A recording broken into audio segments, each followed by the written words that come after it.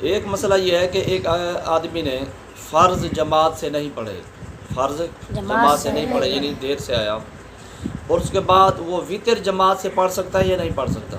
بعد میں وتر پڑھنا ہے نا، یعنی فرض تو اب اس نے جماعت سے نہیں پڑھے، لیٹ آیا اور تراویح اس نے جو ہے نا وہ جماعت کے ساتھ پڑھ لی، ٹھیک ہے نا، یا کچھ جماعت تراویح کی رکعتیں کچھ جماعت کے ساتھ پڑھ لی اور کچھ نہیں پڑھ سکا، تو وتر اس صورت میں وہ وتر جماعت کے ساتھ پڑھ سکتا ہے یا نہیں پڑھ سکتا؟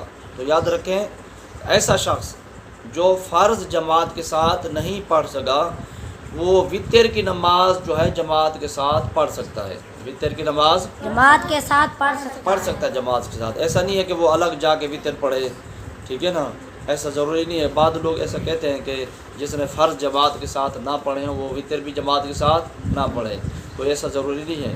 اگر کوئی شخص آیا لیٹ آیا اور اس نے فرض نماز جماعت کے ساتھ نہیں پڑھی تو وہ وتر جماعت کے ساتھ پڑھ سکتا پڑھ ہے۔ سکتا ہے۔